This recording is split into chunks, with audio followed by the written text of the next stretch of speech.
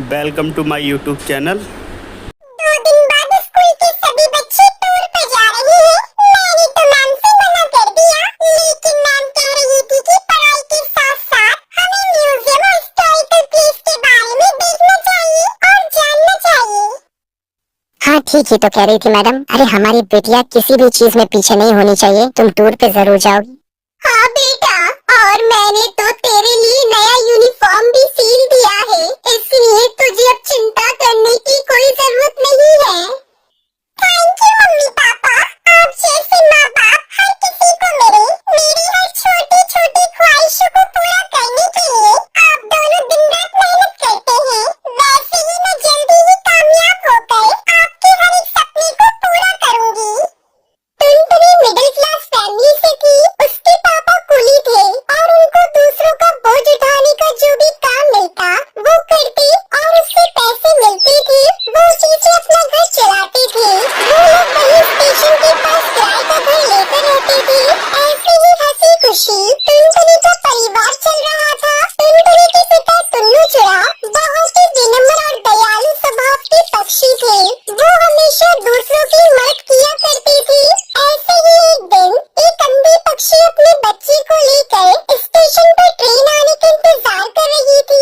तभी अचानक से उसका पैर फिसल जाता है और उसका बच्चा पटरी पर गिर जाता है। माँ मुझे बचाओ, माँ बचाओ मुझे।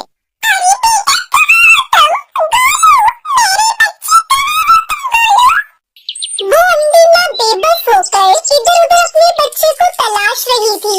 गोलू ट्रेन की पटरी पर रो रहा था और तभी उधर से तेज रफ्तार से हॉर्न देते हुए ट्रेन आ रही थी। तभी टुन्नू चुरा की नजर उस रोती हुई माँ और बच्चे पर जाती है। वो तुरंत ही सामान वहीं रखकर तेज रफ्तार से दौड़ते हुए पटरी पर जाता है और बच्चे को उठाकर स्टेशन पर रख देता है। तभी ट्रेन आ जाती है और टुन्नू चुरा अपने साहस भरे जज्बे के साथ उस बच्चे को तो बचा लेता है, लेकिन वो खुद को नहीं बचा पाता और उसकी वही मौत हो जाती है। ये खबर जब उसके घर वालों को पता चलती है तो उनके ऊपर मानो जैसे दुखों का पहाड़ टूट पड़ता है। वो लोग फूट फूट कर रोने लगते हैं। माँ पापा हमें छोड़कर कहाँ चले गए? माँ हमारा क्या होगा? माँ कौन मेरी हर इच्छा को पूरी करेगा? अब मुझे कौन पढ़ा लिखा कर अफसर बनाएगा? वहीं टुनटुनी की माँ टूनी की भी तबीयत खराब हो जाती है। अब घर की सारी जिम्मेदारी टुनटुनी चिड़िया पर आ जाती है। ऐसे ही 1 महीना बीत जाता है। माँ मैंने दाल और रोटी बनाई है, चलो माँ थोड़ा सा खाना खा लो। तुम खा लो बेटी, मुझे भूख नहीं है।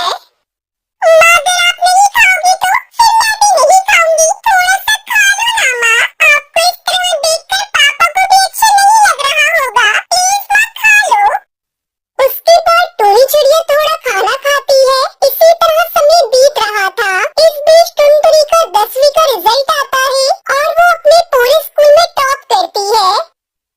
माँ आप तो खुश हो ना? काश आज पापा होते तो वो कितना खुश होते। पर देखता माँ, मैं जल्दी ही आगे की पढ़ाई पूरी करके अपने पापा का नाम रोशन करूंगी।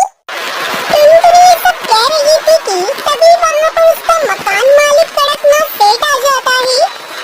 देख टुनटुनी, अब तुम दोनों अपने रहने के लिए कोई दूसरा ठिकाना ढूंढ लो, क्योंकि यह घर मैंने किसी और को किराए पर दे दिया है। मालिक, घर देने से पहले एक बार आप हमसे पूछ तो लेते। यह मेरा घर है और इस घर में किसे रखना है यह मुझे तुमसे पूछने की जरूरत नहीं है। तुम्हारा पति एक अच्छा पक्षी था, इसलिए मैं अभी तक चुप था, लेकिन अब और नहीं। अब तुम दोनों माँ बेटी ये घर खाली कर दो। उसके बाद दोनों माँ बेटी रोते हुए घर से निकल जाती है। माँ अब हम कहाँ जाएंगे माँ? जहाँ भी किस्मत ले जाए बेटी, चल बेटी मेरे साथ चल। उसके बाद दोनों माँ बेटी घर की तलाश में निकल पड़ते हैं, लेकिन उन्हें कहीं कोई घर नहीं मिलता। वो दोनों सुनसान सड़क पर बस चले जा रही थी। तभी एक तेज रफ्तार गाड़ी आती है और टूनी चिड़िया को टक्कर मार कर चली जाती है। ये आपको क्या हुआ माँ? अरे कोई है तो मेरी मदद करो। अरे कोई है। सुनसान सड़क पर उसकी मदद करने वाला कोई नहीं था। तभी उसे वहाँ एक बस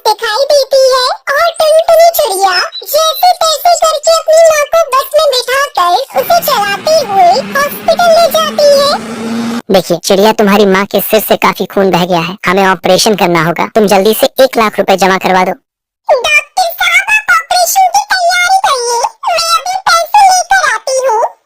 टुनटुनी सी बस में बैठकर रो रही थी। हे भगवान, पापा को तो पहले ही मैं खो चुकी हूँ। अगर माँ को कुछ हुआ तो मैं नहीं जी पाऊंगी। मुझे हर हाल में मेरी माँ की जान बचानी है, लेकिन इतने सारे पैसे कहाँ से लेकर आऊंगी? तभी उस बस में से आवाज आती है। परेशान मत हो टुनटुनी, चिड़िया मैं परी लोक से आई हुई हूँ। मैं जादुई बस हूँ और तुम्हारे परिवार वालों की अच्छाई को देखते हुए ही रानी परी ने मुझे तुम्हारी मदद के लिए भेजा है। आज से तुम्हें घबराने की कोई जरूरत नहीं है। ये लो, ये पूरे 1 लाख रुपए हैं। जादुई बस, मैं तुम्हारा ये एहसान कैसे चुका पाऊंगी? थैंक यू बस, तुमने मेरी ऐसे मुश्किल समय में मदद की जब मेरा साथ देने वाला कोई नहीं था। उसके बाद टुनटुनी वो पैसे लेकर अपनी माँ का इलाज करवाती है। कुछ दिनों में उसकी माँ ठीक हो जाती है। फिर जादुई बस टुनटुनी चिड़िया से कहती है, अब तुम दोनों माँ बेटी जल्दी से मेरी बस में जाकर बैठ जाओ, मैं तुम्हें एक चमत्कार दिखाती हूँ। उसके बाद वो बस खुद ब खुद एक बस घर के रूप में बदल जाती है। टुनटुनी, आज से ये घर तुम्हारा है। तुम अब यहाँ अपनी माँ के साथ आराम से इस बस घर में रह सकती हो। और हाँ, तुम्हें इस घर में किसी भी तरह की कोई कमी नहीं होगी। वो सब तो ठीक है जादुई बस, लेकिन ये बस घर तो शहर से काफी दूर है। फिर मैं अपने स्कूल कैसे जाऊंगी? बस इतनी सी बात, मैं हूँ ना, मैं भला किस दिन काम आऊंगी।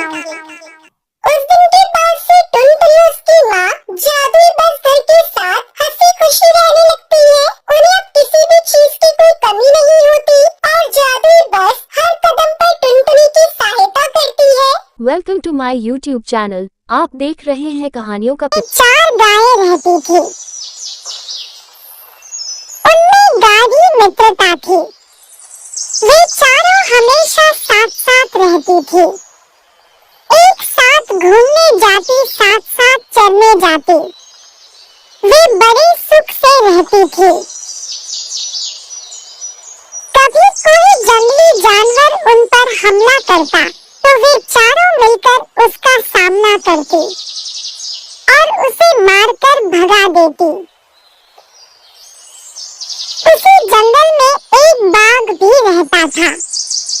उसकी नजर इन गायों पर थी, वह गायों को मार कर खा जाना चाहता था, लेकिन उनकी एकता देखकर उन पर हमला करने की उसकी हिम्मत नहीं होती थी। एक दिन गायों में आपस में झगड़ा हो गया। वे एक दूसरे से नाराज हो गई। उस दिन हर गाय अलग अलग रास्ते से जंगल में चरने गई। बाघ तो बहुत दिनों से इसी ताक में बैठा था। उसने एक एक कर सभी गायों को मार डाला और उन्हें खा गया। शिक्षा एकता में ही शक्ति है, फूट से ही विनाश होता है।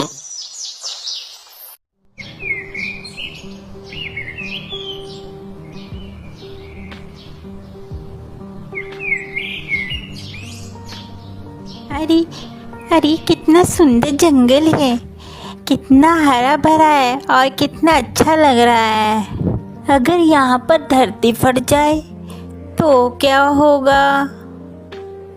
हिरन ये बात सोच रहा होता है। थोड़ी ही देर बाद वहाँ पर जोरों से आवाज आती है। आवाज सुनकर हिरन भागता है। भागो भागो, धरती फट गई है, धरती फट गई है, भागो यहाँ से, भागो। अरे सुनो भाई, क्या बात है, कहाँ भागे जा रहे हो? अरे भाई जल्दी से भागो, यहाँ पर धरती फट गई है, तुम भी मेरे साथ भागो। उसकी बात सुनकर दूसरा हिरन भी उसके साथ भागता है। भागो भागो भागो भागो। धीरे धीरे ये बात पूरे जंगल में फैल जाती है और सभी जंगल के जानवर इकट्ठे होकर खुसर फुसर करते हैं कि वाकई ही धरती फट गई है। इतने में वहां पर शेर आता है। अरे क्या बात हो गई है, सब इतना घबराए हुए क्यों हो? अरे महाराज, बात ऐसी है कि जंगल में धरती फट गई है, इसलिए हम सभी जानवर सुरक्षित स्थान पर जा रहे हैं। किसने सुना? सभी जानवर एक एक कर सभी एक दूसरे के ऊपर इल्ज़ाम लगा रहे थे कि उसने कहा, उसने कहा, उसने कहा। लास्ट में बात हिरन पर आती है। हिरन से पूछा जाता है कि कहाँ पर? अरे हिरन, बताओ कहाँ पर धरती फटी है, हमें लेकर चलो। डरते डरते सभी जानवर वहाँ पर जाते हैं। जब सभी जानवर वहाँ पर जाकर देखते हैं तो वहाँ पर एक नारियल के दरख्त के ऊपर से एक नारियल टूटकर नीचे गिरा होता है।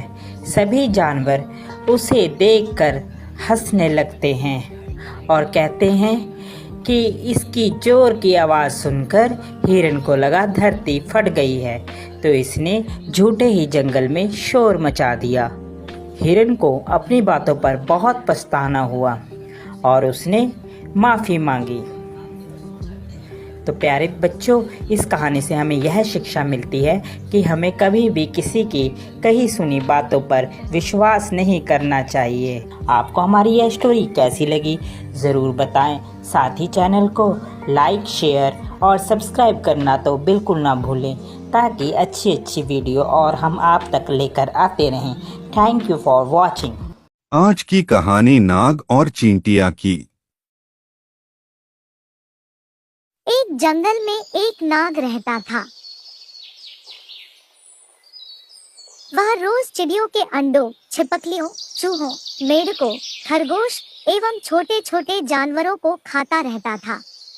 इस प्रकार छोटे छोटे जीवों को खाकर दिन भर सुस्त पड़ा रहता। कुछ दिनों में ही वह काफी लंबा मोटा हो गया। उसका घमंड भी बहुत बढ़ गया। एक दिन नाग ने सोचा, मैं जंगल में सबसे ज्यादा शक्तिशाली हूँ। मैं जंगल का राजा हूँ। अब मुझे अपनी प्रतिष्ठा और आकार के अनुकूल किसी बड़े स्थान पर रहना चाहिए। यह सोचकर उसने अपने रहने के लिए विशाल पेड़ का चुनाव किया। पेड़ के पास चींटियों का एक बिल था। वहाँ ढेर सारे मिट्टी के छोटे छोटे कण जमा थे। नाग ने कहा, यह बवाल मुझे पसंद नहीं। यह गंदगी यहाँ नहीं रहनी चाहिए। वह गुस्से से बिल के पास गया और उसने चींटियों से कहा, मैं नागराज हूँ, इस जंगल का राजा। मैं आदेश देता हूँ कि जल्द से जल्द इस कूड़े को यहाँ से हटाओ और चलती बनो। नागराज को देखकर अन्य जानवर थर-थर कांपने लगे, पर नन्ही चींटियों पर उसकी धौंस का कोई असर नहीं पड़ा। अब नाग का गुस्सा बहुत बढ़ गया। उसने अपनी पूंछ से बिल पर कोड़े की तरह जोर से प्रहार किया। इससे चींटियों को बहुत क्रोध आया। क्षण भर में 1000 चींटियां बिल से निकलकर बाहर आ गई। वे नाग के शरीर पर चढ़कर उसे काटने लगी। नागराज को लगा जैसे उसके शरीर में एक साथ हजारों कांटे चुभ रहे हों। वह असह्य वेदना से विह्वल हो उठा। असंख्य चींटियों से वह घिर गया था। उनसे छुटकारा पाने के लिए वह छटपटाने लगा, मगर इससे कोई फायदा नहीं हुआ। कुछ देर तक वह इसी तरह संघर्ष करता रहा, पर बाद में अत्यधिक पीड़ा से उसकी जान निकल गई। शिक्षा किसी को छोटा नहीं समझना चाहिए। व्यर्थ के घमंड। अगर वीडियो अच्छी लगी हो तो हमारे YouTube चैनल को सब्सक्राइब करना ना भूलें।